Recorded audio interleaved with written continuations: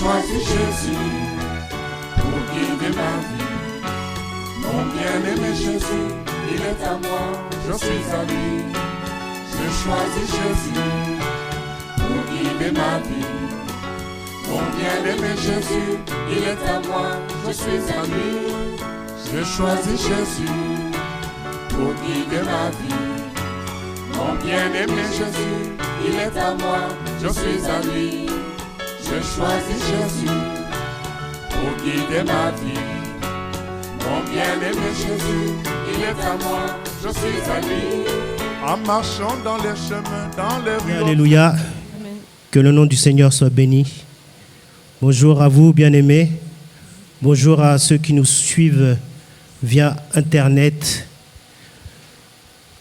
Je suis dans la joie de pouvoir nous retrouver en ce jour.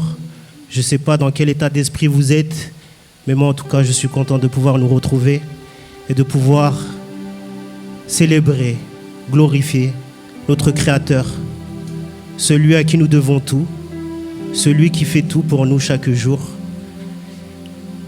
Et nous allons lui recommander ce temps. Tout ce que nous allons faire, que tout soit fait pour lui, pour sa grâce et pour son amour et sa fidélité envers nous. Nous allons le remercier pour cette journée qu'il nous a accordée, pour le souffle de vie qu'il a remis en chacun d'entre nous. Il permet que nous ayons ce privilège de pouvoir nous retrouver en ce lieu, pour pouvoir profiter de ses enseignements, de pouvoir le proclamer, de pouvoir lui faire monter nos louanges. Et nous allons le prier, afin que ce Saint-Esprit nous guide au travers de ce temps. Éternel grand Dieu, nous venons à toi, Seigneur, afin que toi, Seigneur, tu puisses nous guider, nous conduire, Seigneur, dans la louange et dans l'adoration, Seigneur, de ton Saint-Nom, Seigneur. Merci, Seigneur, de prendre le contrôle de toutes choses, Seigneur. Que ton Saint-Esprit nous guide, Seigneur. Oui, Seigneur, si nous sommes là, Seigneur, c'est pour apprendre de toi, Seigneur. Oui, Seigneur, à plus te connaître, Seigneur, à plus saisir la pensée de ton cœur, Seigneur. Aide-nous, Seigneur, à te mettre à la première place. Oui, Seigneur, que rien n'est de ce monde, Seigneur, ne vienne nous voler cet instant, ce moment de communion avec toi, Seigneur, et que tout sera fait pour ta gloire, Seigneur. Merci pour ta fidélité, ta grâce, ta miséricorde et ta compassion envers nous, Seigneur. Gloire et louange à toi, au nom de Jésus-Christ. Amen.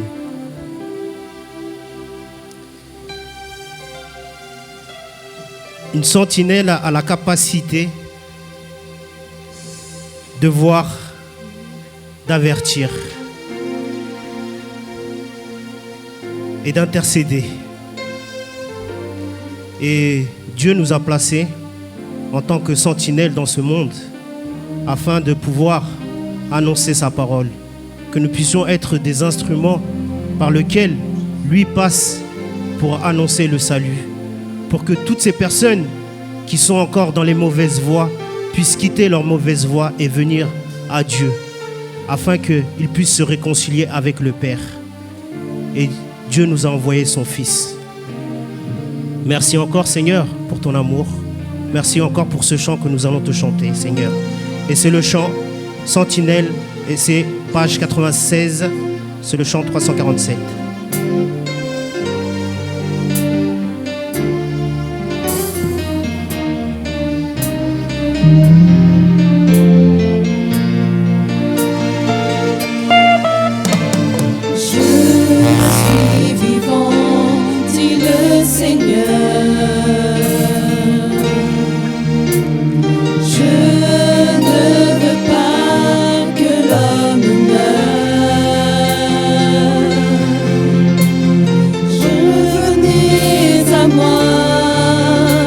Devant mauvaise voix.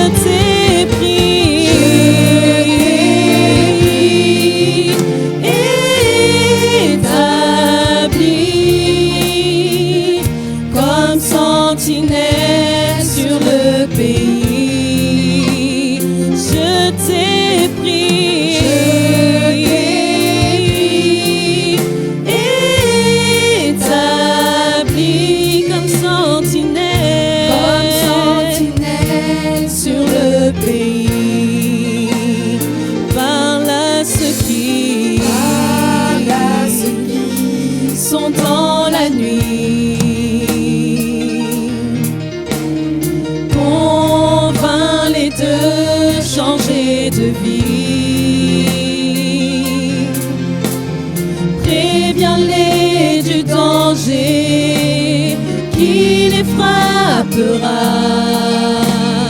Quand l'ennemi les surprendra, parle à ceux qui sont dans la nuit. Convainc-les de changer de vie. Préviens-les du danger qui les frappera. Quand l'ennemi les surprendra, je t'ai pris, établi comme sentinelle sur le pays. Je t'ai pris, établi comme sentinelle sur le pays. La trompette sonne, peuple dérouté. Il est encore temps de se lever. Je t'ai pris, établi comme sentinelle sur le pays. Oh, je t'ai pris, établi comme sentinelle sur le pays. Oui, je t'ai pris, oh, établi comme sentinelle sur le pays. Je t'ai pris, établi comme sentinelle sur le pays. Comme sentinelle sur le pays. Comme sentinelle sur le pays.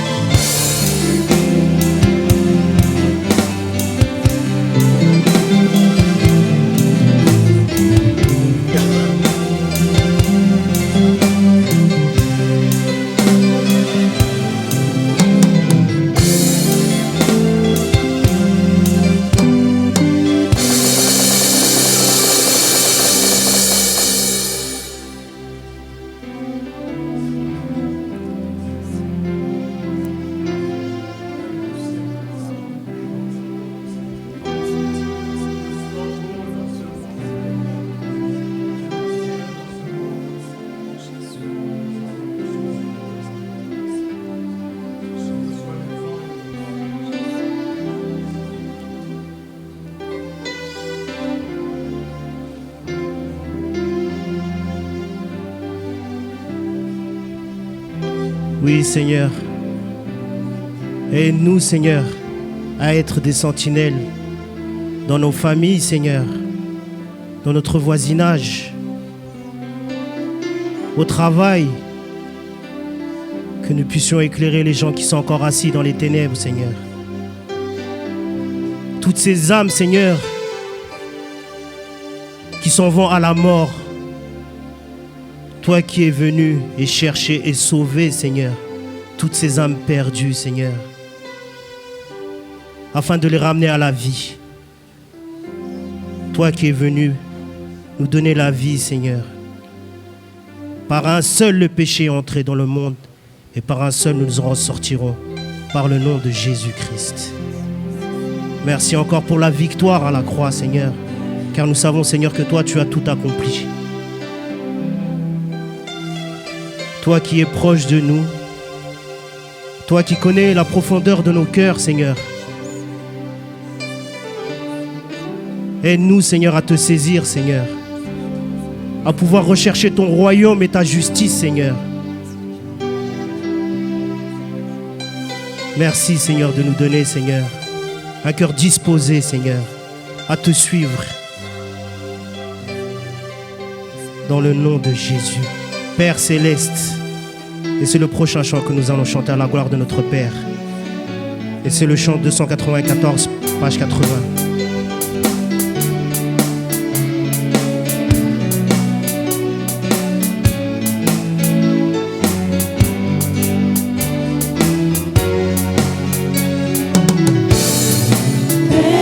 Céleste, je te loue de ce qu'il n'y a sur terre, ni au ciel, personne qui puisse être comparé à toi. Père céleste, je te loue de ce qu'il n'y a sur terre, ni au ciel, personne qui puisse être comparé à toi. Tu es infini dans ta grandeur, néanmoins si proche de nos réalités quotidiennes. Ta puissance est inouïe et pourtant tu es mon ami. Tu es infini dans ta grandeur, néanmoins si proche de nos réalités quotidiennes. Ta puissance est inouïe et pourtant tu es mon ami. Quelle joie, quelle sécurité de te connaître. Quelle joie et quelle sécurité de te connaître. Amen. Quelle joie, quelle sécurité de te connaître. Quelle joie et quelle sécurité de te connaître. Amen. Père céleste, je te loue de ce qu'il n'y a sur terre, ni au ciel, personne qui puisse être comparé à toi. Père céleste, je te loue de ce qu'il n'y a sur terre, ni au ciel, personne qui puisse être comparé à toi. Tu es infini dans ta grandeur, néanmoins si proche de nos réalités quotidiennes. Ta puissance est inouïe et pourtant tu es mon ami. Tu es infini dans ta grandeur, néanmoins si proche de nos réalités quotidiennes. Ta puissance est inouïe et pourtant tu es mon ami. Quelle joie, quelle sécurité de te connaître. Quelle joie et quelle sécurité de te connaître. Amen. Quelle joie, quelle sécurité de te connaître. Quelle joie et quelle sécurité de te connaître. Amen. Quelle joie, quelle sécurité de te connaître. Quelle joie et quelle sécurité de te connaître. Amen. Quelle joie, quelle sécurité de te connaître.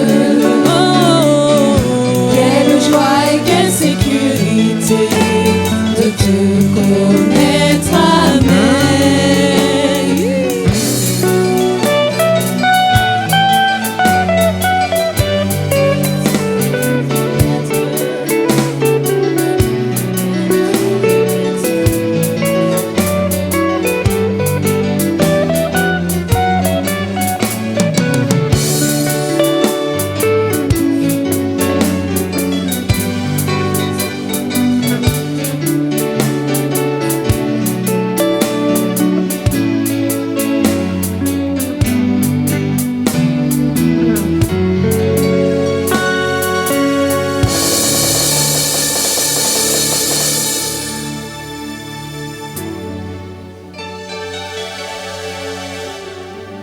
Alléluia.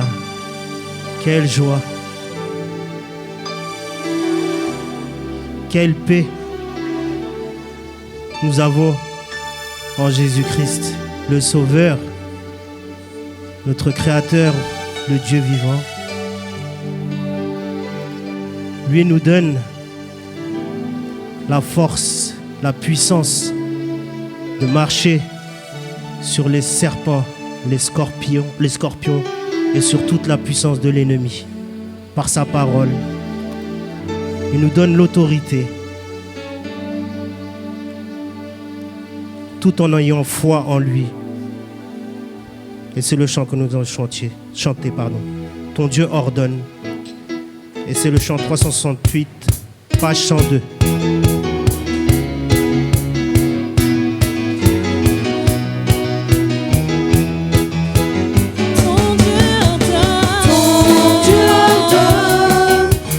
Sois puissant et fort, ton Dieu te donne autorité,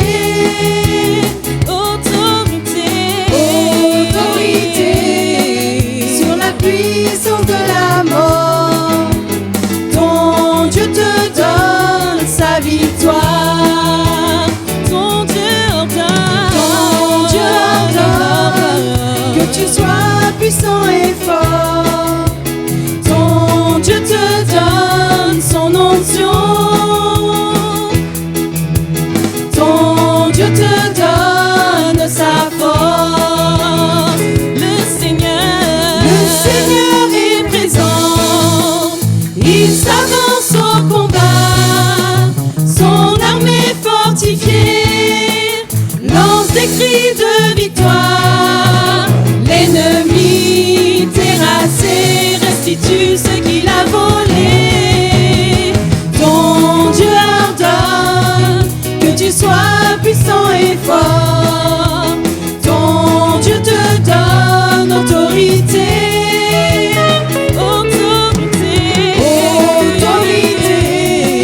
Sur la puissance de la mort. Ton Dieu te donne sa victoire. Ton Dieu ordonne que tu sois puissant et fort. Ton Dieu te donne son onction. Ton Dieu te donne sa force.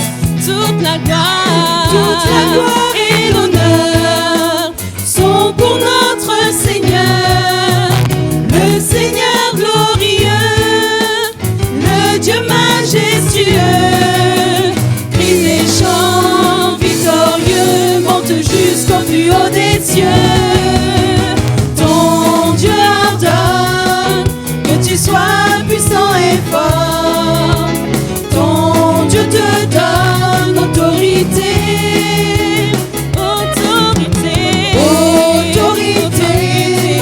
Sur la puissance de la mort. Ton Dieu te donne sa victoire. Ton Dieu ordonne que tu sois puissant et fort. Ton Dieu te donne son onction.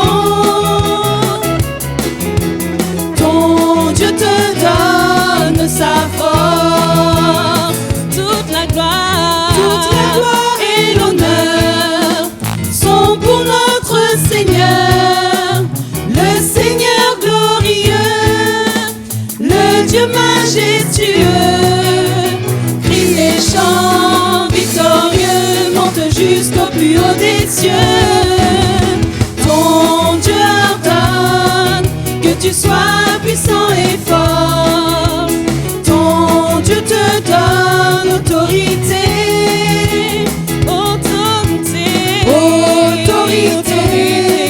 Sur la puissance de la mort. Ton Dieu te donne sa victoire. Ton Dieu ordonne que tu sois puissant et fort. Ton Dieu te donne son onction. Ton Dieu te donne sa force.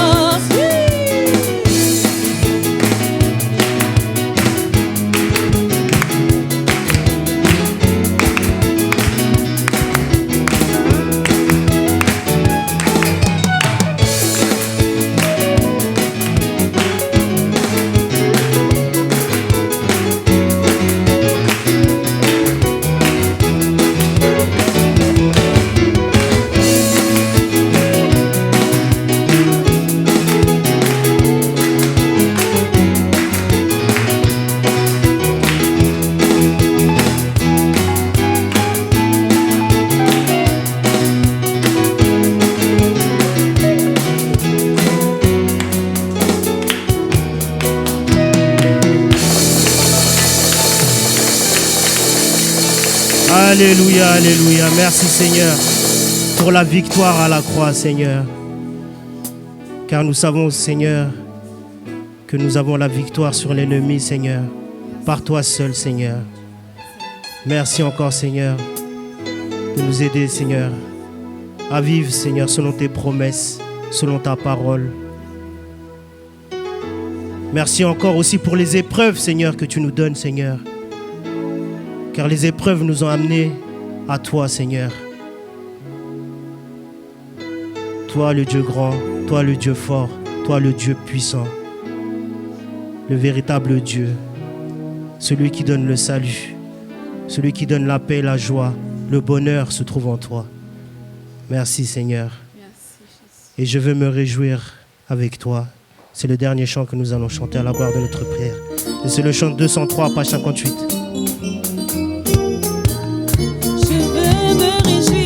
Je veux me réjouir dans le Dieu de mon salut, en Jésus mon roi. Je veux me réjouir dans le Dieu de mon salut, en Jésus mon roi. Je veux me réjouir dans le Dieu de mon salut, en Jésus mon roi. Je veux me réjouir dans le Dieu de mon salut, en Jésus mon roi. Il rend mes pieds semblables à ceux des bicheux. Il me fait marcher, il me fait marcher sur les lieux élevés. Le Seigneur est ma force. Il rend mes pieds semblables à ceux des bicheux. Il me fait marcher, il me fait marcher sur les lieux élevés. Le Seigneur est ma force. Je veux me réjouir dans le Dieu de mon salut, en Jésus mon roi. Je veux me réjouir dans le Dieu de mon salut, en Jésus mon roi. Je veux me réjouir dans le Dieu de mon salut, en Jésus mon roi. Je veux me réjouir dans le Dieu de mon salut, en Jésus mon roi. Il rend mes pieds semblables à ceux des bicheux. Il me fait marcher, il me fait marcher sur les lieux élevés. Le Seigneur est ma force. Il rend mes pieds semblables à ceux des bicheux. Il me fait marcher, il me fait marcher sur les lieux élevés. Le Seigneur est ma force. Alléluia, alléluia, alléluia, Jésus. Alléluia, alléluia, alléluia, Jésus. Oh, alléluia, alléluia, alléluia, alléluia, Jésus. Alléluia, alléluia, alléluia, Jésus. L'Éternel est mon berger, je ne manquerai de rien. L'Éternel est mon berger, je ne manquerai de rien. Le Dieu des miracles, c'est mon papa.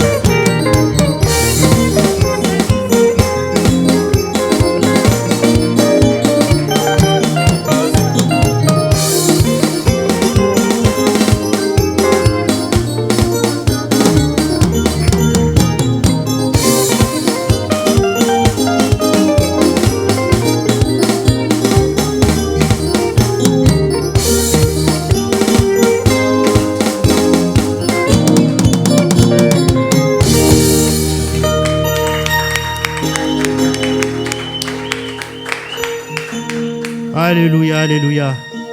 Celui qui m'a transformé, celui qui m'a touché, celui qui m'a visité, c'est Dieu seul, Seigneur. Merci encore, Seigneur, pour la transformation, Seigneur.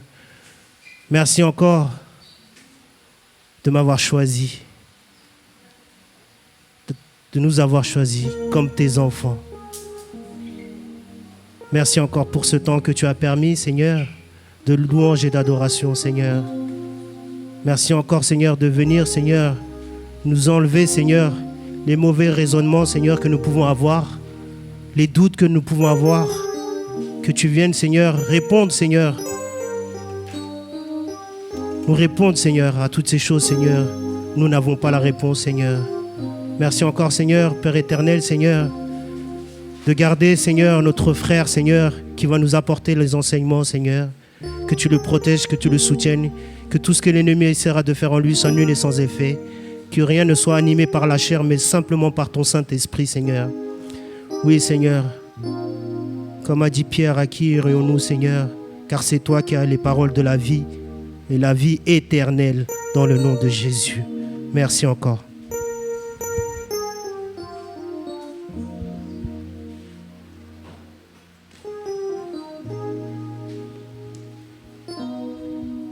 Voilà, gloire à Dieu. Nous ne voulions pas passer cette première partie, donc ce premier chapitre de Genèse, sans exalter le Seigneur, sans le louer, le vanter, quoi. Dire mais combien il est tout-puissant, il est merveilleux. Et nous ne pouvons pas passer comme ça parce que la création, c'est le premier message de Dieu. Donc dans Romains 1,18, c'est dit que les gens, voyant la création, n'ont pas reconnu Dieu. Or, la création, c'est la visibilité de Dieu. Donc, la partie de la création doit être prise au sérieux. Nous nous souvenons de notre ami David qui disait « Je lève les yeux vers les montagnes, d'où me viendra le secours? Le secours me vient de l'Éternel qui a fait les cieux et la terre. » Donc, David basait sa foi en celui qui a fait les cieux et la terre. Donc c'est important puisque plein de problèmes nous pouvons les avoir. Mais si nous les comparons à la complexité de la création, à la grandeur de la création, ça peut nous donner de la paix.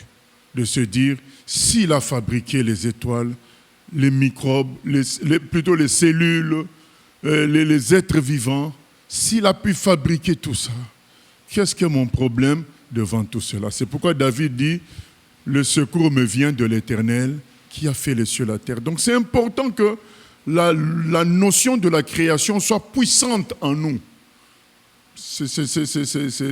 Le centenier romain a dit seulement une parole et mon serviteur sera guéri. Le centenier romain n'avait pas la révélation que Jésus va mourir à la croix et par ses meurtrissures il va porter nos maladies. Non, lui il avait la révélation que celui-là est Dieu. Or s'il est Dieu, donc il ordonne aux choses de la création et ça s'est créé, ça obéit. Donc il peut ordonner au virus, aux microbes qui dérangent mon serviteur de s'en aller et ils vont s'en aller. Et donc c'est ça qui était la force de beaucoup de serviteurs de Dieu d'autrefois. C'était que Dieu, qui a fait les cieux et la terre, il pouvait tout en même temps. Donc il fallait avoir un regard puissant sur la création pour saisir ces choses. Mais toutefois, il y a des gens mal intentionnés qui ont décidé que tout ça venait du hasard. C'est pourquoi nous voulons nous attarder un peu sur certains détails avant de passer à un autre chapitre. Comment des choses aussi complexes peuvent venir du hasard? Et nous avions fait une pensée du jour sur la reproduction. Bon, admettons que par hasard tu crées une voiture. D'accord? On dit, il a créé par hasard, il mélangeait, il jouait. Un enfant jouait. En jouant, finalement, il a créé un ordinateur. Mais est-ce que cet ordinateur-là va avoir la capacité de se créer à nouveau? Jamais. Tout ce qui a été créé, entre guillemets, par hasard, n'a pas la capacité propre de se recréer. Comment expliquer que des créatures, comme on nous dit, que nous sommes venus du hasard, mais en nous, comme c'est écrit dans Genèse, nous allons lire ce verset-là, en nous, dans les plantes, il y a, on va lire, c'est Genèse 1, 11. Genèse 1, 11. 1, verset 11. Puis Dieu dit, que la terre produise de la verdure, de l'herbe portant de la semence, des arbres fruitiers donnant du fruit selon leur espèce, et ayant en eux leur semence sur la terre. Voilà. Et cela fut ainsi.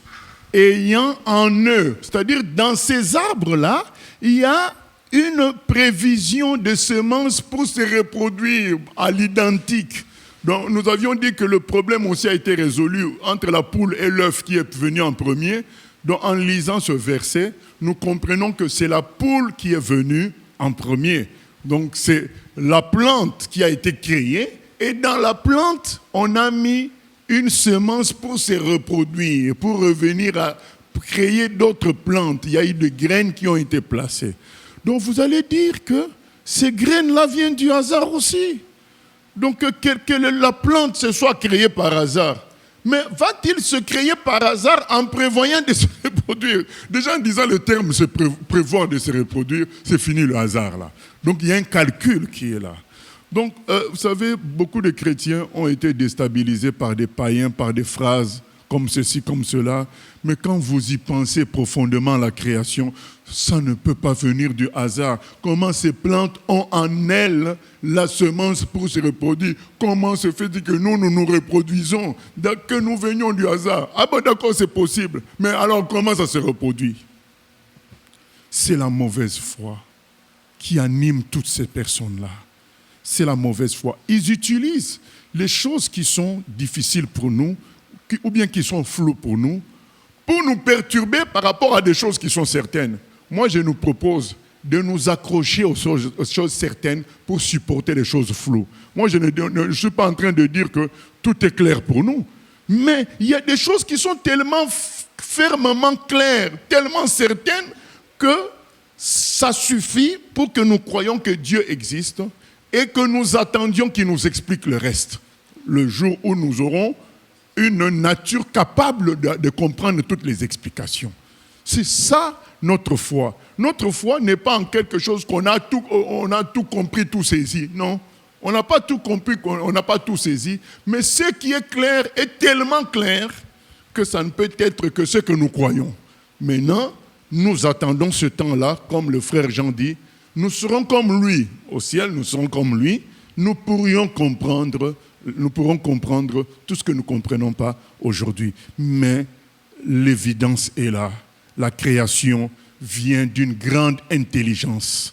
Une grande intelligence toute puissante, pas seulement intelligence, mais avec la puissance en même temps toute puissante qui a fait toutes ces choses qui sont vraiment extraordinaires. La plante avec la semence pour se reproduire. Ça, c'est peut-être que quelqu'un qui a prévu cela. Aujourd'hui, les études montrent bien, avec la découverte de l'ADN, qu'il y a une information qui a été placée pour reproduire tout ce que nous sommes. Ce n'est pas quelque chose qui se fait tout seul. Il y a une information dans les cellules qui permet que nous soyons ce que nous sommes, parce que cette information-là est respectée. Et quand elle est abîmée, cette information, il y a des systèmes pour réparer cette information, de sorte que nous sommes reproduits à l'identique.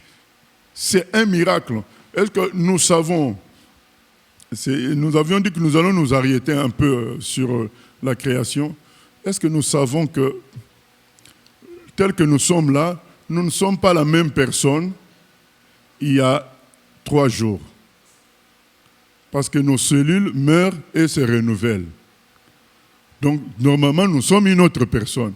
Mais nous paraissons identiques. Comment est-ce possible? Parce que nos cellules, telles qu'on les compte, telles que ça existe là, ça meurt. Mais comment ça revient? Nous revenons toujours pareil. cherchons à comprendre qu'il y a la grandeur de Dieu dans l'affaire. Nous allons regarder quelques vidéos qui vont nous montrer, 2 vidéos seulement, qui nous montrent la grandeur de Dieu. Normalement, il y en a beaucoup, mais elles sont longues. Et donc, j'ai pris 2 petites vidéos pour essayer d'exalter le Seigneur, sa puissance dans la création. Vous savez, quand on est là, tu manges, tu ne saisis pas tout. Mais il y a des gens qui ont fait des recherches, qui ont fait un travail biologique, chimique, et tout ça physique, et ils peuvent montrer la grandeur de Dieu. J'ai voulu d'abord parler de la reproduction. Maintenant, nous allons parler de la terre vue comme à travers un zoom qu'on voit comment c'est immense, comment l'univers est grand. Donc nous commençons par cette première vidéo qui montre la création figée, c'est-à-dire la terre, les étoiles, et ainsi de suite.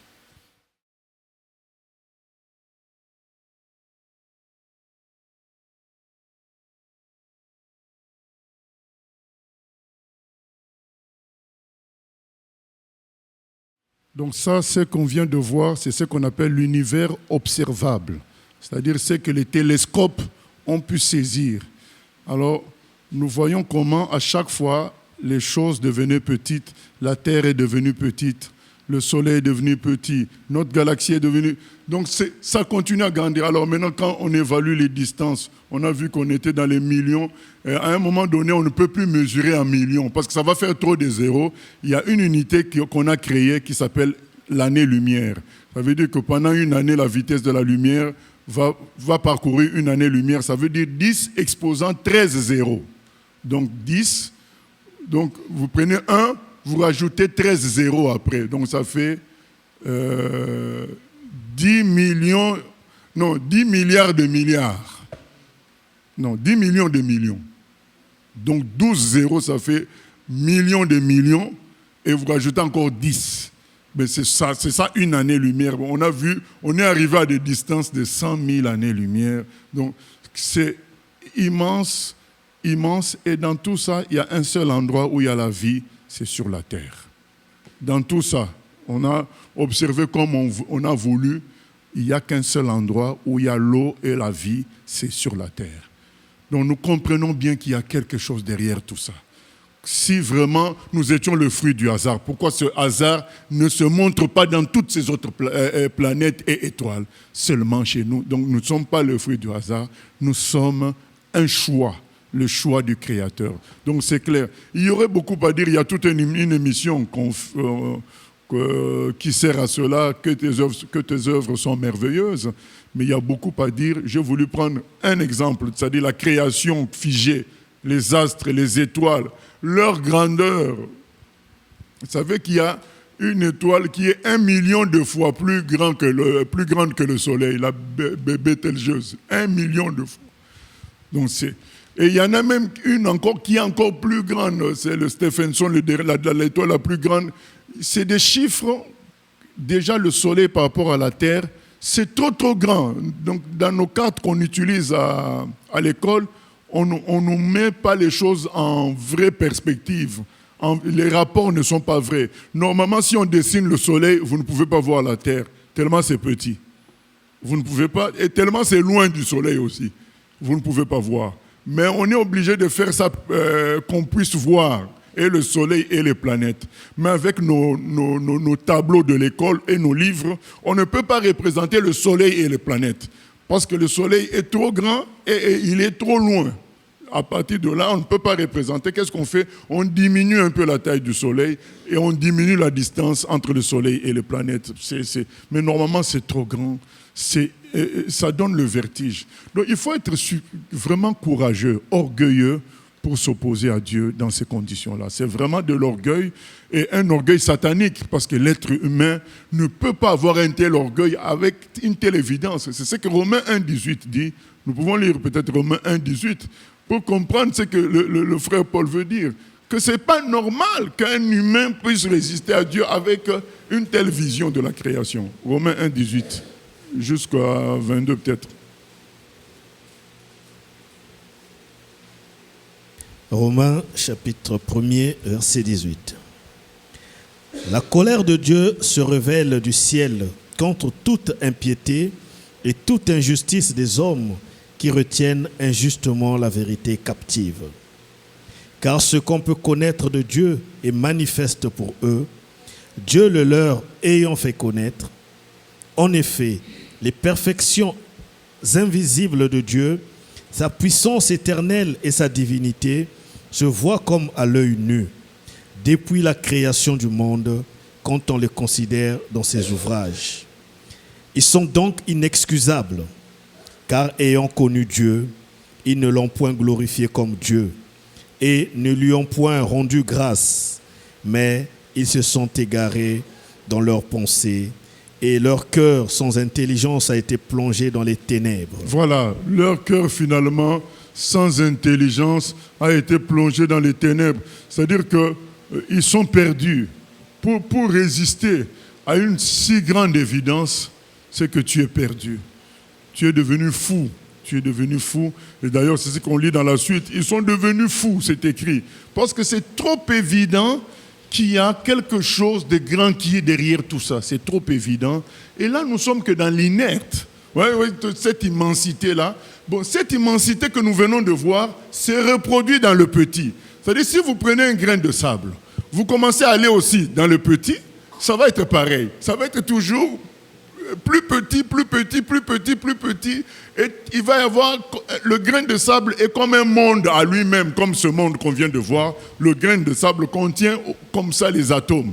Donc si vous allez aussi très dans le petit, on a la même image. Donc finalement, c'est la folie, quoi. Que tu ailles dans le petit, que tu ailles dans le grand, tu es dans une immensité qui te donne le vertige. Et comment tout cela tient? Vous savez qu'un atome a un noyau et des électrons tout autour. Mais c'est ce que nous sommes. Nous sommes composés de ces atomes-là. Donc du coup, un atome est plus vide que plein. Et à 99,99 comme que vide. Mais comment se fait que nous paraissons solides, nous paraissons barrés? Il y a combien, si nous avions des murs, alors qu'en réalité c'est vide, nous sommes vides. Comment cette prouesse-là arrive à s'accomplir? C'est la grandeur de Dieu, tout simplement. Il y a plein de choses. Vous savez, c'est surtout les gens qui connaissent peu, qui croient qui sont sûrs d'eux. Mais les gens qui connaissent beaucoup savent qu'il y a plein de choses qui sont très, très compliquées. Voilà, nous allons prendre la deuxième vidéo qui va porter... Là, nous avons vu la création inerte. Nous allons voir maintenant la création vivante. Voilà la création vivante que nous sommes. Nous sommes composés des milliards de cellules et qui vivent en entendre pour que nous existions. Parce que, regardez, dans nos maisons, ou bien dans nos églises, dans nos classes, il suffit d'avoir 40 personnes, vous allez voir tant de problèmes qui vont sortir là. Mais là, nous sommes composés des milliards de cellules, mais qui vivent en accord, c'est ce qui fait qu'on existe. C'est extraordinaire. Nous lisons et nous regardons la création vivante.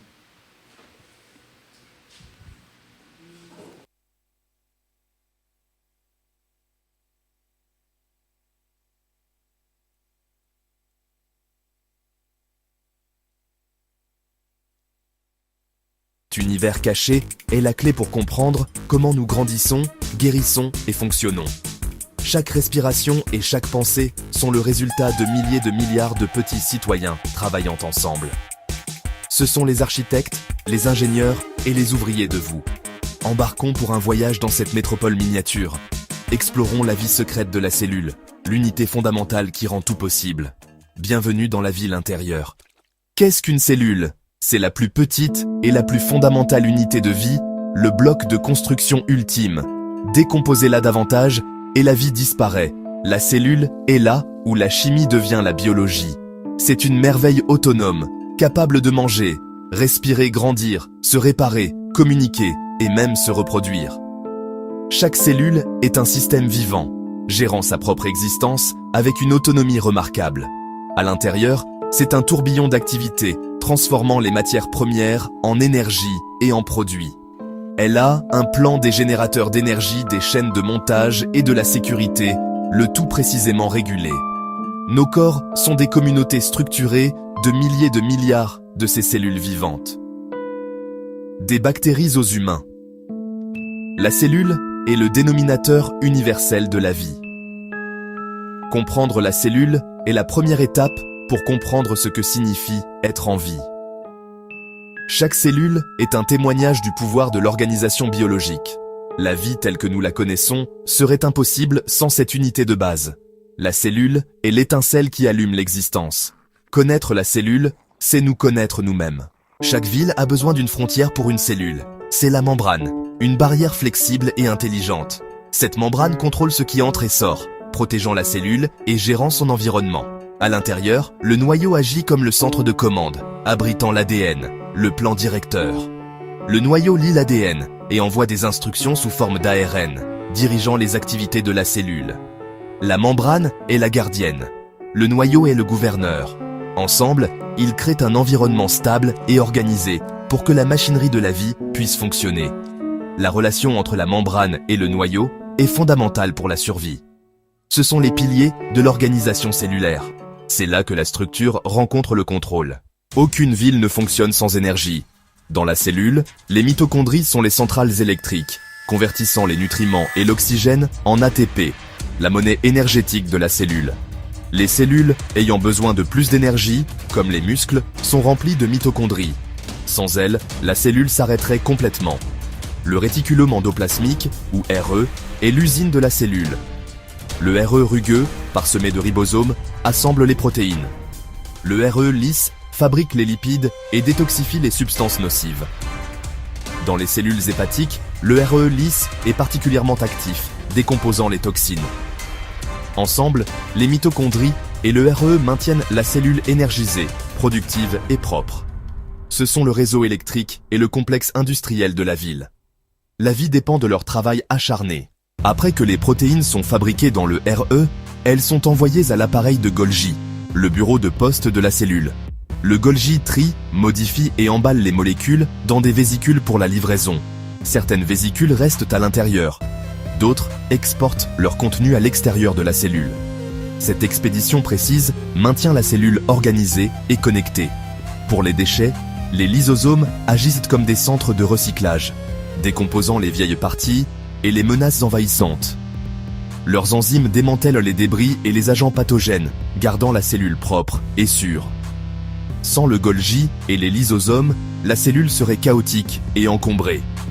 Ce sont les héros méconnus de la logistique et de la maintenance cellulaire. L'ordre et le renouvellement en dépendent.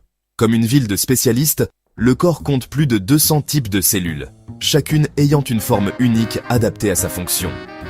Les neurones transmettent des signaux sur de longues distances. Les cellules musculaires se contractent pour le mouvement. Les globules rouges transportent l'oxygène, leur forme maximisant l'efficacité. Les cellules épithéliales forment des barrières protectrices, se liant étroitement les unes aux autres.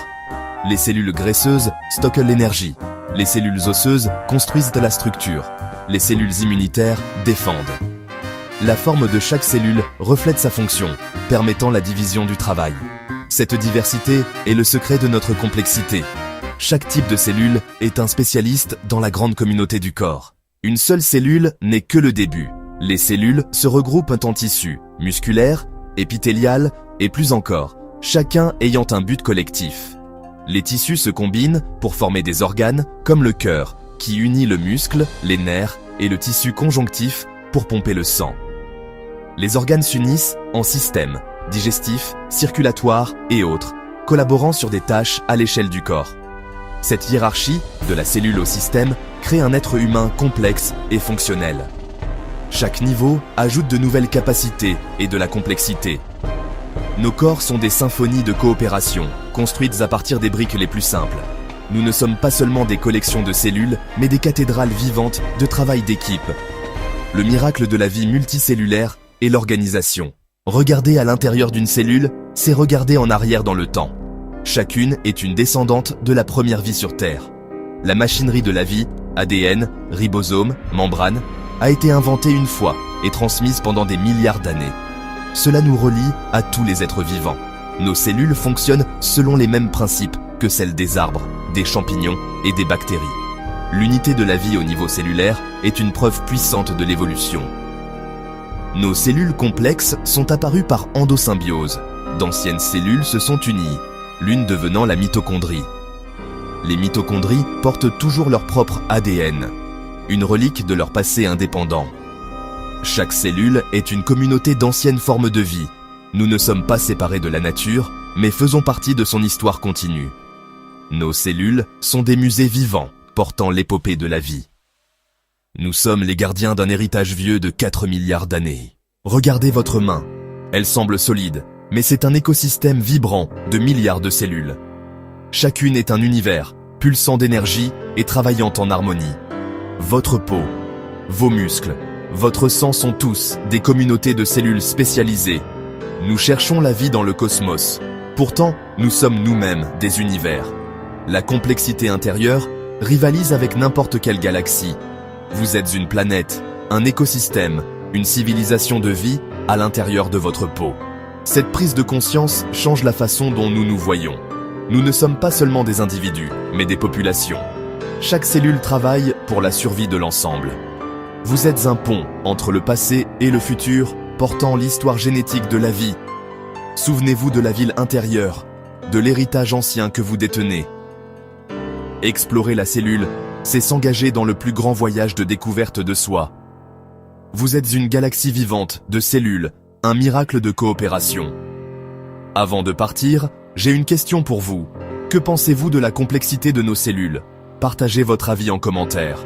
Si vous avez aimé cette vidéo, n'oubliez pas de liker et de vous abonner pour ne rien manquer des prochaines découvertes. Imaginez.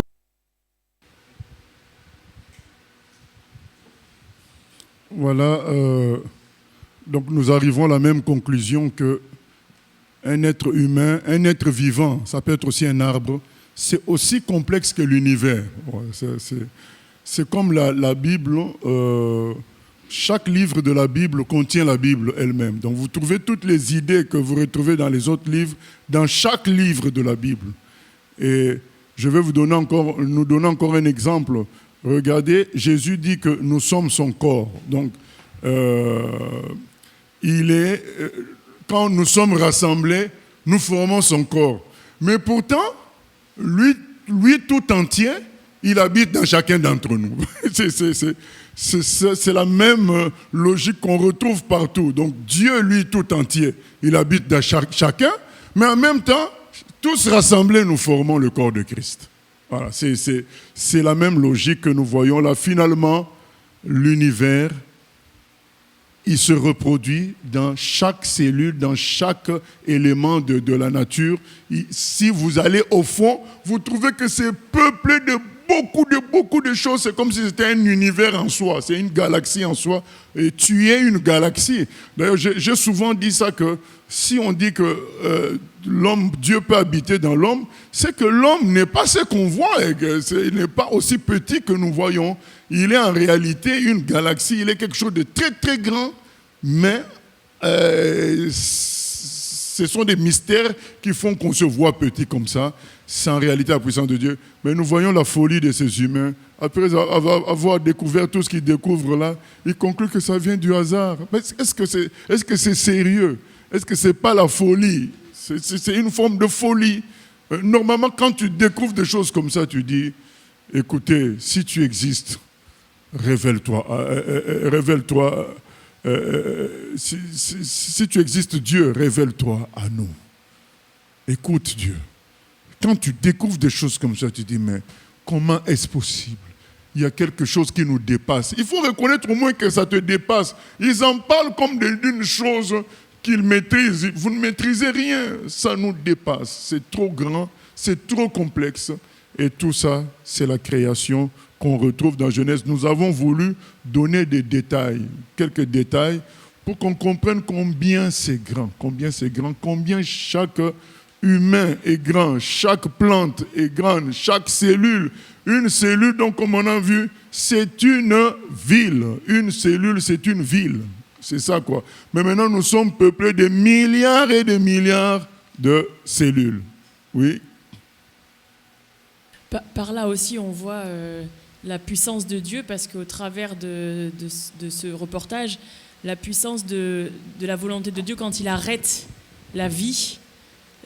De même, en fait, il n'y a que lui qui peut arrêter toute cette entreprise interne, en fait. Quand on pourrait dire, oui, mais la personne a fait cela, elle s'est dégradée, donc c'est normal que la mort soit engendrée, mais c'est Dieu qui décide que tout s'arrête. C'est la puissance de Dieu qui permet ça. Non, mais c'est pour dire que ça permet de réaliser que même dans la mort, c'est puissant pour arrêter toute cette machine, finalement. Il n'y a que Dieu qui peut arrêter ça, ou pas. Oui, mais ça, c'est ce que nous croyons. Nous croyons que Dieu seul peut faire ça, mais moi, je dirais plutôt le contraire, de dire que comment faire fonctionner tout ça ensemble. Que nous vivions, ça c'est la folie. Donc comment faire fonctionner des milliards de cellules qui n'ont rien à voir. Au fait, chacune est autonome. Mais comment chacune décide de s'associer à l'autre pour former des tissus et ainsi de suite, après former des organes, c'est ça. La vie est un miracle terrible. Tu ne peux pas. On a construit des voitures, on a construit des bateaux, on a construit des navettes spatiales, mais ces appareils-là ne peuvent pas bouger d'eux-mêmes. Même l'ordinateur, il ne peut pas travailler de lui-même. Il faut que l'être humain pilote. Alors que là, nous voyons des cellules comme si chacune est autonome, mais qui se met en amitié avec une autre. Ça forme des tissus, après des organes, et puis tout ça vit, l'homme marche. Mais ça nous dépasse. Ça nous dépasse. C'est vraiment, il y a quelqu'un qui est au-dessus de tout ça, qui a fait cela. Et maintenant, bien aimé, nous ne voulons pas remplir nos cerveaux. Nous voulons que, quand nous constatons des choses comme ça change notre vie de tous les jours.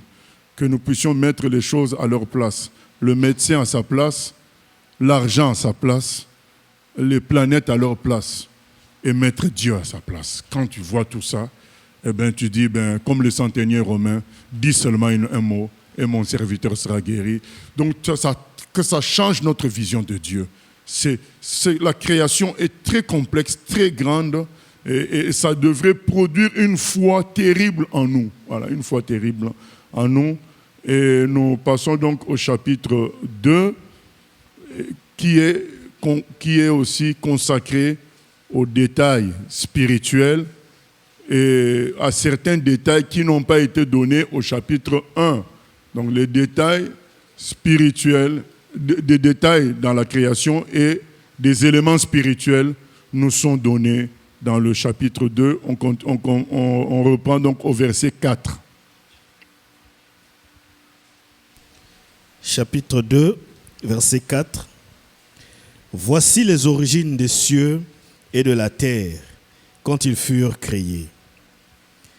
Lorsque l'Éternel Dieu fit la terre et les cieux, aucun arbuste des champs n'était encore sur la terre, et aucune herbe des champs ne germait encore, car l'Éternel Dieu n'avait pas fait pleuvoir sur la terre, et il n'y avait point d'homme pour cultiver le sol.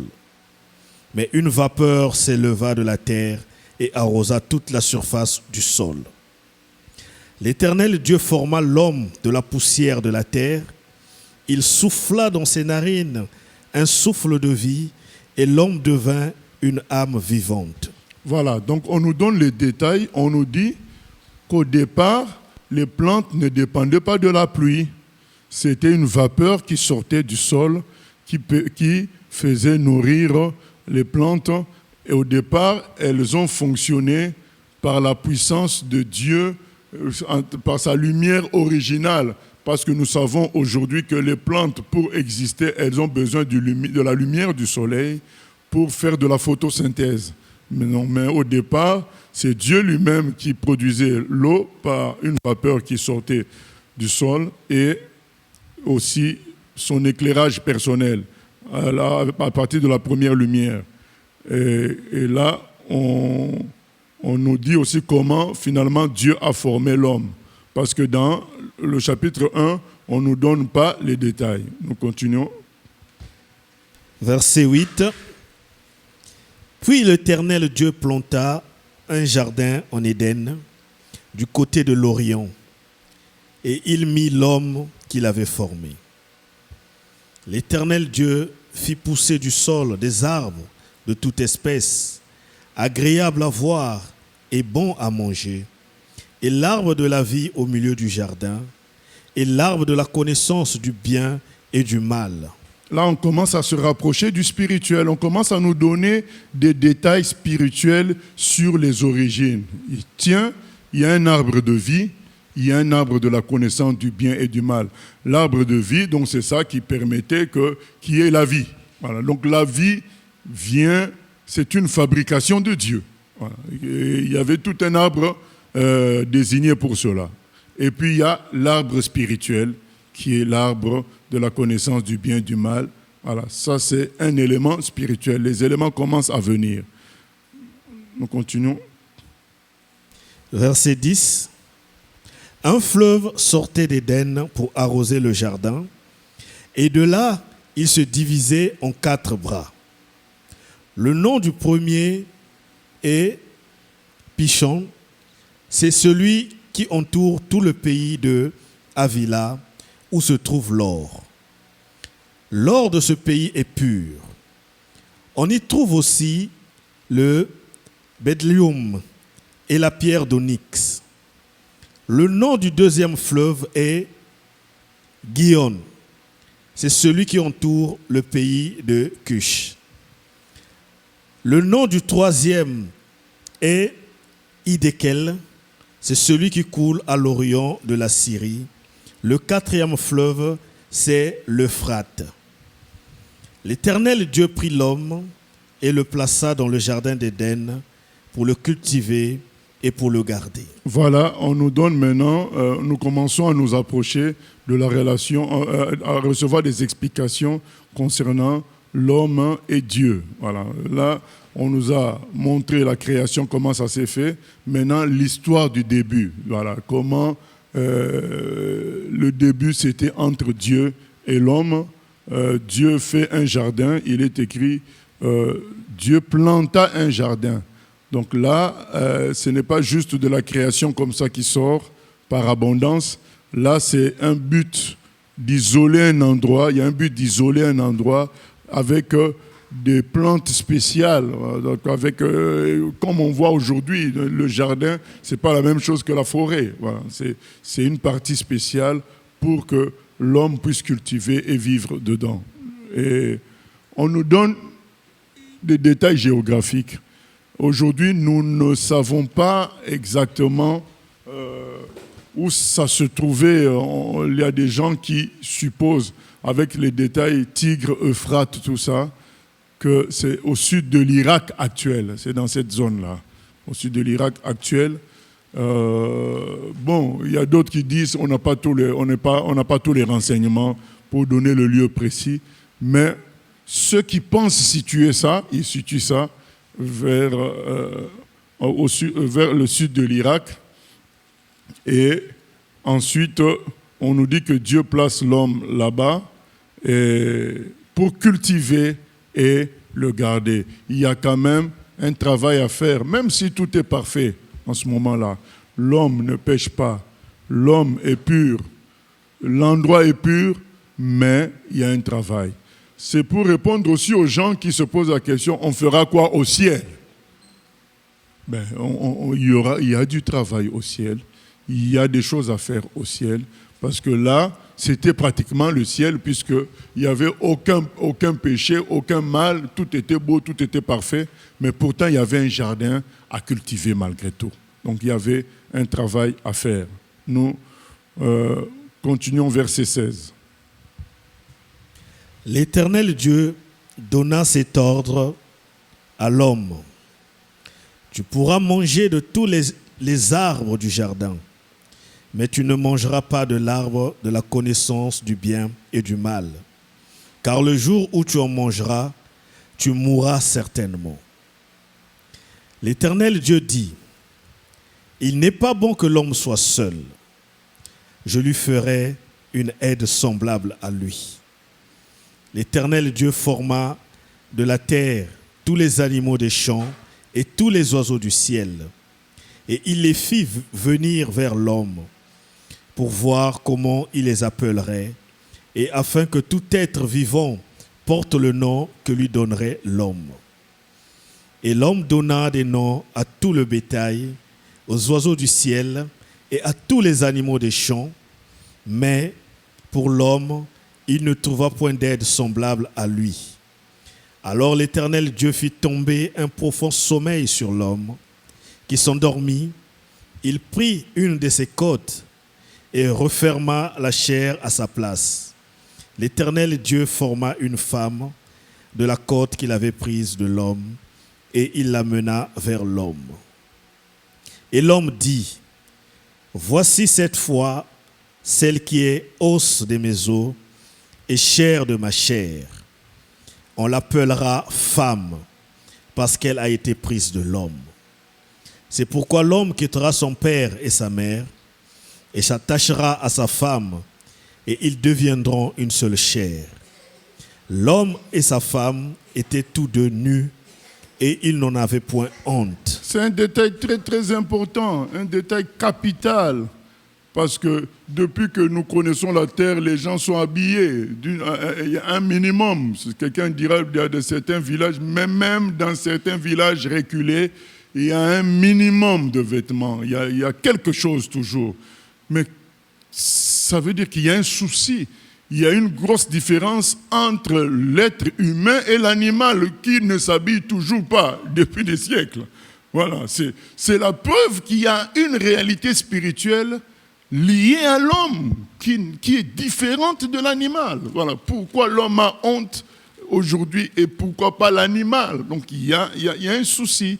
C'est pour parler à tous ceux qui réduiraient l'être humain à de la viande, à quelque chose, à une création comme le diamant, comme l'arbre. Non, c'est pas pareil. L'être humain, c'est une créature spéciale, créée à l'image de Dieu. Il y a un problème avec lui, c'est spécial. Et on voit que dès le départ, Dieu veut faire de lui le sommet, puisqu'il fait que tous les autres viennent auprès de l'homme pour recevoir leur nom. Dès le départ, nous sommes en train, sur Zoom, nous sommes sur l'autorité. On a pris ça comme exemple que dès le départ, depuis la création, Dieu a dit que l'homme assujettisse le reste. Et là, nous voyons même que même les noms, c'est lui qui donne les noms. Donc, dès le départ, Dieu veut faire de l'homme son pareil. Voilà. Mais sauf que lui veut faire de toi son pareil, mais comme on va voir au chapitre 3, l'homme veut prendre maintenant sa place. Alors que lui, il fait déjà ce que toi, tu veux le faire là. Lui, il l'a déjà fait. Il t'a créé à son image. Il te donne son autorité. Tu donnes les noms à ce que lui, il a créé. Il dit que tu assujettisses ce que lui, il a créé. Finalement, il te donne... Il te fait son pareil. Mais pourquoi alors de toi, tu veux de toi-même arracher ça? Alors que lui, il le fait déjà. C'est vraiment la contradiction. Voilà, qu'il y a... Oui.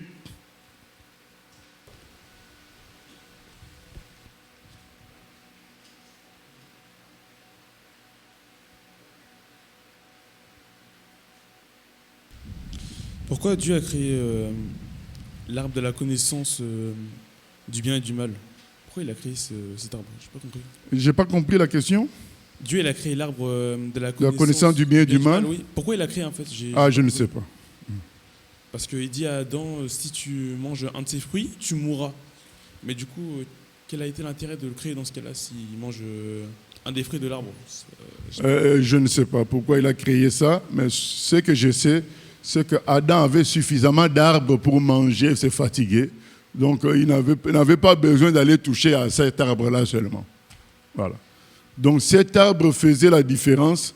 Quand je dis je ne sais pas, je ne peux pas dire toute la raison à 100%, mais ce que je peux dire, c'est que cet arbre faisait la différence entre Dieu et Adam. À l'image de ce que le Pharaon avait dit à Joseph, je te donne toute l'autorité sur l'Égypte, mais sauf le trône. Le trône, il n'y a que moi qui veux m'asseoir dessus. À part ça, tout le reste, on est pareil. Donc, Dieu dit à l'homme, je te fais comme moi, donne les ordres, fais comme si tu étais moi, mais attention, il y a une exception, tu ne touches pas à quelque chose. Voilà, c'est ce que je peux dire. Et deuxièmement, dire qu'il y avait plein d'autres arbres. Donc, Adam pouvait passer toute sa vie à toucher les autres arbres. Il n'avait pas besoin d'aller toucher à l'arbre de la connaissance du bien et du mal. Voilà. Donc, finalement, Dieu, il fait l'homme à son image et c'est écrit là, au verset 22, non, au début je crois, lorsqu'il s'est écrit qu'il créa l'homme et la femme, c'était plutôt au chapitre, au premier chapitre, au verset 27, Genèse 1, 27. Est-ce qu'on peut lire ça? Genèse 1, 27. C'est un détail que je voulais qu'on partage. Dieu créa l'homme à son image. Il le créa à l'image de Dieu. Il créa l'homme et la femme. Pourquoi je voulais qu'on lise ce verset? Parce que le chapitre 2 nous donne les détails. Le chapitre 2 nous montre que l'homme et la femme n'ont pas été créés le même jour, donc à l'instant même, donc plutôt au même moment, pas le même jour. Ils n'ont pas été créés au même moment, l'homme et la femme. Il y a un décalage. Mais c'était déjà dans l'esprit de Dieu. Donc le 1,27 nous dit que c'est comme ça que Dieu a voulu les choses dès le départ. Même si ça ne s'est pas fait au même moment, mais c'était comme ça que Dieu voyait l'homme complet, l'homme et la femme. Voilà, donc c'est ça, qui soit vraiment à son image. Donc ce n'est pas que Dieu s'est ennuyé de voir l'homme tout seul, après il change les idées. Non, 1,27 nous dit que l'image de Dieu, c'est l'homme et la femme. Donc Dieu ne pouvait pas créer quelque chose à son image de tronqué. Il a commencé par l'homme, il a ses raisons, mais le total était déjà pensé, était déjà voulu. Ainsi, le chapitre 2 nous donne juste les détails de comment ça s'est fait. Voilà, et c'est écrit, finalement, même l'homme, quand il regarde la femme, il se dit, c'est ça, comment dire, je suis complet maintenant, je suis complet, oui. Oui, pasteur, c'est vrai que Dieu avait déjà un plan pour la création de l'homme et la femme, mais quel est le côté spirituel il a ce projet de créer la femme, il crée déjà l'homme, mais spirituellement, ça veut dire quoi? Le fait qu'il crée les animaux avant. Est-ce qu'il y a quelque chose... Ah non. Ici, on ne dit pas, c'est ça que je dis, le chapitre 2 nous donne les détails, mais il ne crée pas l'homme, les animaux avant la femme. Hein. Avant l'homme ne vient pas avant les animaux. Parce que là, c'est dans le chapitre 2, c'est comme si l'homme venait, l'homme humain masculin est venu avant les animaux. Pas du tout. Les animaux sont venus avant. Mais tout ça, au fait, là, le chapitre 2 nous donne des explications spirituelles. Voilà, que Dieu avait dans son plan, c'était qu'il y ait des animaux, qu'il y ait l'homme. On nous donne certains détails, mais ce n'est pas l'ordre chronologique. Les animaux, tous sont venus avant l'homme. Les animaux sont venus avant l'homme, voilà. D'accord. Et l'impact spirituel, c'était pourquoi? Pour qu'on ne dise pas que c'est l'homme qui a... Pourquoi ça vient avant, alors que nous sommes à l'image de Dieu? Ah, pourquoi tout vient avant? Puisque l'homme devait naître dans le repos. Donc, il devait naître, tout est déjà fait. C'est pourquoi on dit que le message de la grâce se trouve dans l'Ancien Testament aussi. C'est le même message. C'est-à-dire que l'homme vient, tout est déjà fait. Donc, il entre dans la grâce. Voilà, donc la grâce n'est pas une invention du Nouveau Testament. C'est dès le départ, c'est comme ça que Dieu fonctionne. Il fait tout pour nous. Voilà, c'est extraordinaire, c'est extraordinaire. Donc quand l'homme naît, tout est déjà là. Voilà. C'est la même chose avec la grâce. Nous sommes sauvés par grâce, par ce que Jésus a fait, par rapport à ce que Jésus a fait à la croix, pour nous. Ce n'est le mérite de personne. Et la création, c'est pareil. Quand l'homme vient au monde, tout est déjà là. Voilà. Aujourd'hui, il fait quelques petits trucs, il se croit quelqu'un, voilà, dans les ordinateurs, ceci, cela, mais c'est rien du tout par rapport à la création. Nous avons vu ce que c'est qu'une cellule. Hein. Un ordinateur, c'est rien par rapport à tout ça, quoi. Voilà. Donc c'est... Le chapitre 2 nous donne quelques détails dans un but aussi spirituel. C'est ce que nous avions dit dans le titre qu'on a mis sur Internet. On a dit des détails et le spirituel. Le chapitre 2, il est un peu spirituel. Il veut nous dire, voilà le rapport qu'il y a entre l'homme et Dieu. D'accord, Dieu lui donne toute l'autorité, mais il y a une exception, il y a l'arbre de la connaissance du bien et du mal, il ne faut pas toucher à ça. Donc c'est ça qui différencie Dieu de l'homme par rapport à l'autorité qu'il lui confère. Voilà, donc on nous prépare spirituellement à ce qui va suivre après. Donc c'est ça le chapitre 2. Et donc l'homme, quand il voit la femme, il dit... Mais c'est maintenant complet, l'affaire est complète. L'affaire est complète. Et nous finissons par l'histoire de la nudité, qui est un élément capital, qui montre que l'homme n'est pas qu'un rassemblement de cellules, c'est un être spirituel. Il y a un lien entre son corps et son esprit, ce qui n'est pas le cas forcément des plantes et des animaux. Il a quelque chose en plus que les autres créatures parce qu'il se soucie de l'habillement. Donc il y a quelque chose. Et là, à cette époque, il n'y a pas le souci de l'habillement. Pourquoi? Parce qu'il est pur à 100%. Il est, il vit avec une conscience parfaite. C'est pourquoi il n'a pas besoin d'habits. Et c'est quand le péché vient en action que le besoin d'habits se ressent, mais que chez l'homme, pas chez les autres, parce que la plante n'est pas coupable comme l'homme. La plante reste dans sa conscience pure. L'animal, dans la conscience, il est aussi pur. C'est pourquoi c'est plus facile de délivrer un animal qu'un humain.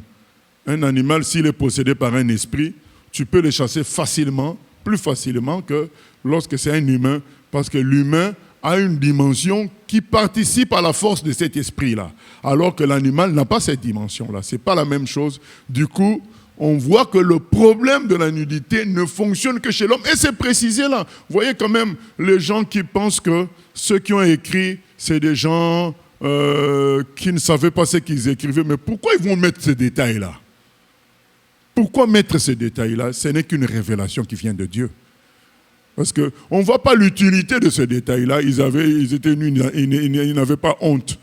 C'est parce qu'on veut nous faire comprendre des choses spirituelles qu'on nous donne ce détail-là pour dire, le péché a entraîné le système de la honte et plein d'autres systèmes qui n'existaient pas avant. C'est ça la réalité. Voilà donc ce qui concernait le chapitre 2. Donc nous nous arrêtons là.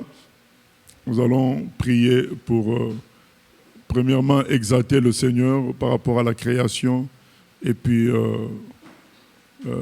lui demander de pratiquer ce que nous comprenons de lui au nom de Jésus-Christ. Seigneur, nous venons prier afin que afin de te dire combien tu es grand, Seigneur. Combien tu es grand, Seigneur. Alléluia. Quand je contemple l'univers, les astres que tu as créés, les océans, les mers, tout me révèle ta majesté. Alors mon âme veut s'écrier de tout mon cœur, je veux chanter. Alors mon âme veut s'écrier de tout mon cœur, je veux chanter. Tu es infiniment grand, éternel puissant, toi ma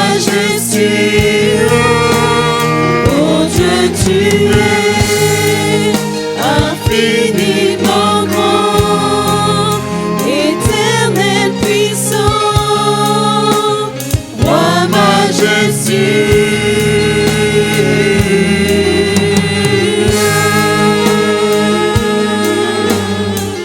Quand je sonde l'univers,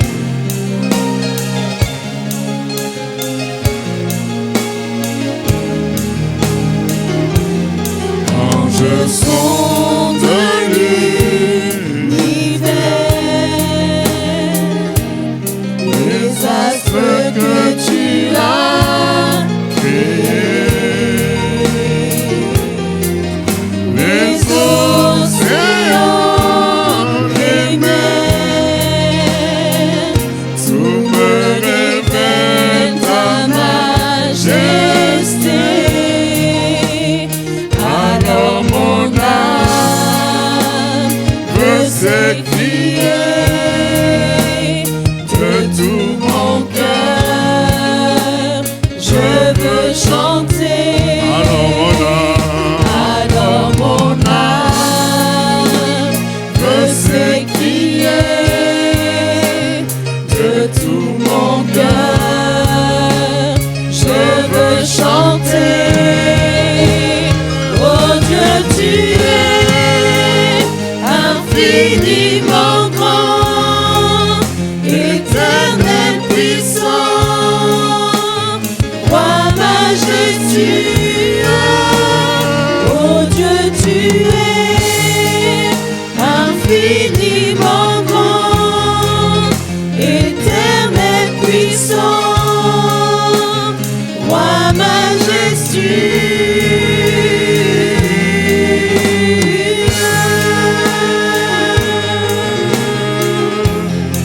Seigneur, quand nous voyons comment tu nous as fait et tu t'es révélé à nous, Seigneur, combien tu es grand. Et tu m'as fait, que tu t'es révélé à moi, que pour moi tu as tout créé. Tu as envoyé les animaux pour que l'homme donne les noms. Tu as tout créé pour les humains. Alors mon âme veut s'écrier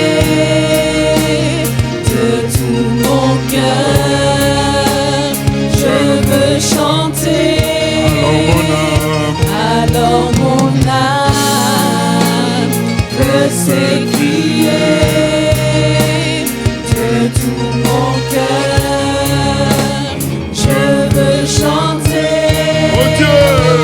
Oh Dieu, tu es infiniment grand, éternel puissant, roi majestueux.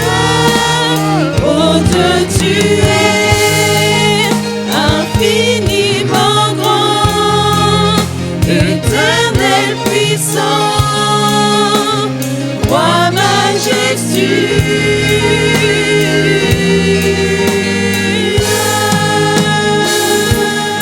Vous avez bien aimé? Vous voyez la différence avec Jésus? Jésus, lui, c'est l'homme, l'Adam, le dernier Adam. Donc quand lui, il vient, lui, il a conscience que tout a été créé pour nous. Donc il pouvait dire à la tempête, silence, tais-toi, ça c'est un. Parce qu'il sait que tout ça a été fait pour que l'homme gère tout ça. Donc il pouvait donner, c'est ce que le centenier romain a eu comme révélation. Jésus peut dire n'importe quoi, les choses vont obéir. Parce que quand Dieu fait les choses, il fait ça pour l'homme. Comme on chante là, il a créé pour l'homme. Parce que comment expliquer toutes les étoiles sans but? Il n'y a pas d'animaux là-bas, il n'y a pas de plantes, il n'y a pas de vie. Donc c'est fait pour l'esthétique de l'homme que l'homme regarde, pour la beauté de l'univers. Tout ça est fait pour l'homme. C'est l'homme qui donne les noms aux étoiles et consorts. C'est fait pour l'homme. Donc Jésus, lui, quand il est là, Satan a un homme face à lui qui sait qui il est. C'était fini pour lui. Quand Jésus arrive, il dit, le prince de ce monde est jugé. Donc c'est fini pour lui parce que moi, je suis l'homme selon Dieu. Je sais ce que Dieu a voulu avec nous et vous allez voir ce que vous allez voir. Donc quand il pouvait dire à la tempête, silence, tais-toi, il dit, là-bas, jetez le filet, les poissons sont sortis. Mais parce qu'il savait, il connaissait l'autorité le plan initial de Dieu, c'était pour ça. Donc que Dieu nous réveille par rapport à tout cela. Au nom de Jésus. Amen. Que Dieu nous bénisse.